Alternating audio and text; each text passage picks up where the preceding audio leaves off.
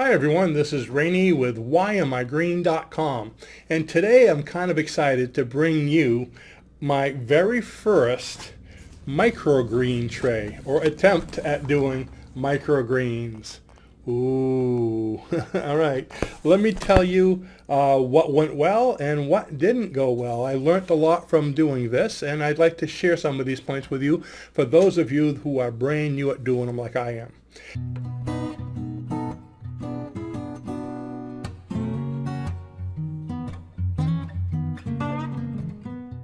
So what I did was I tried to do a couple of them at the same time. Problem is I haven't done a lot with microgreens, and I have to confess I'm not a big vegetable eater, but doing a lot more since I've been into homesteading.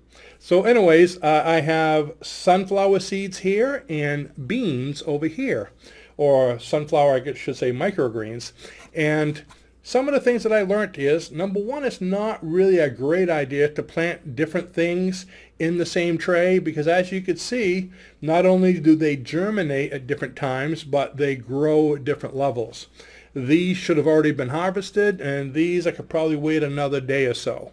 But I'm going to do them all today because I've actually been eating them right along for the last couple days, making salads. And in the other room I have my hydroponics with, I have an NFT system with lettuce. So I've been taking my lettuce and mixing it with these and making some great salads. So some of the other things that I learned. When you plant these, okay, it's good to have a lot of seeds and to plant, the entire thing, but plant quite a few of them instead of, I think mine, I kind of spread them apart because I just had, these little bags of seeds. But like I said, I'm just testing. And the other thing that I did was I patted down the soil really hard, and I put the seeds on, and then I covered them with another layer of dirt. Not a good idea, because what happened now is instead of them all growing together, let's pick on the beans, for instance, right here.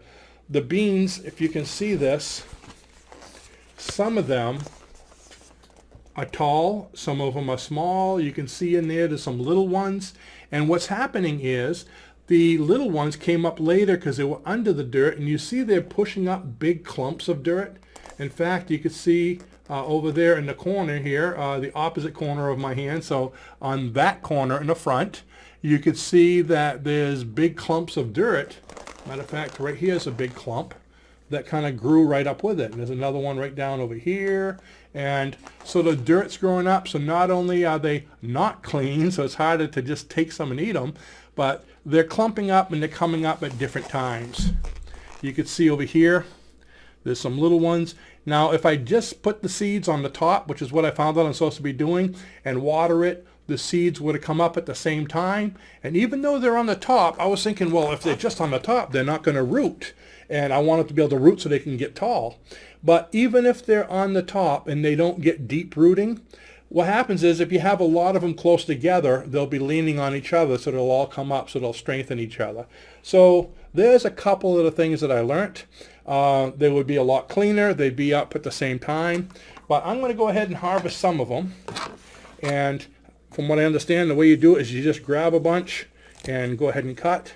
And another thing I learned from reading some of the different sites is that when you harvest them, you should harvest a group together. Or if you're going to eat just some at a time, eat all of them in that section. What I've been doing is cutting a big one here and a big one there, because of course I have my light on top, and my light's about this high, so it's been hitting the light, and I've been kind of grabbing those and eating the bigger ones. So now I'm having these trimmed off ones in the middle of different areas, and I don't know how healthy that is for the rest of them to have these half cut down. I know I was reading somebody's site that said that it's really not a good idea. I know I'm trimming all of these because we're going to eat probably most of these tonight, and the rest I'm going to put in the fridge for the next couple days. I probably should get a weed whacker or a lawnmower for this, huh? So you can see I got a whole dish full of the beans. And now for the sunflower. Now I notice the sunflower seeds, a lot of them, and if anybody knows what to do about that, a lot of them are growing with the seeds still on it. I've been taking some off. Oops, when I still had the root. So if anybody knows what to do about that, please let me know. If there's an easier way to grow them, that they won't do that. And another reason why I've been doing these sparsely is not knowing what kind of seeds I want or what kind of microgreens I want or like. I really didn't want to buy a whole mess of seeds all at once, like, a pound or 2 pounds, so I can put them really thick.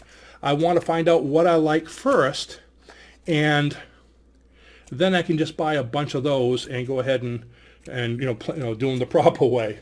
So there we go. I got that tray done. Now, if any of you can give me some ideas as to what your favorite microgreens are, I want to start growing some of these, for our own diet. My wife and I, we want to get a lot healthier. And of course, I don't want to get something that's really harsh. I mean, I like salads, I like lettuce, but I don't know if lettuce would be a good microgreen, if they grow fast or slow. So what my wife and I did today is we went over to Walmart into the 20-cent seed section, okay, and we bought a bunch of different bags of seeds, 20 cents each. I mean, you get 5 for $1, right? And what we're going to do is we're going to try in different trays to plant different ones to see what we like and what we don't like. And then when we make the decision, we're going to start buying them by the pound and growing them, so we have throughout the summer and winter another source of healthy food to eat. So what I have here, these are cowpeas, these are turnip greens, and I read online, I was doing a lot of research last night, and they said one of the fastest growing and better tasting ones are radishes. So I got 2 different kinds of radish ones, and we're going to try those. And yeah, I was looking at these. Some of them germinate in 4 days, some of them germinate in 14 days. Kind of crazy. Matter of fact, I planted 2 complete trays of green peppers, and the first one I threw away. I think I overwatered it, but the second one I grew it like everything else. My tomatoes were in one tray, they all came up, but I know green peppers take longer. But they've been in there a good 6-7 days, and I haven't seen one sprout. So I don't know if I possibly have a bad batch of seeds, if that's possible, where none of them grow, or if I did something wrong again. So I'd like to hear your expertise on growing green pepper seeds, to see if maybe I'm doing that wrong as well.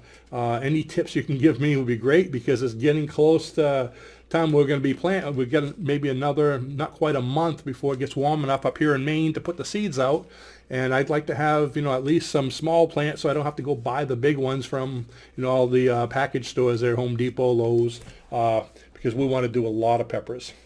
And let's see what else. I also heard broccoli was supposed to be really good, broccoli microgreens. So let me know what your best ones are. And that was my attempt.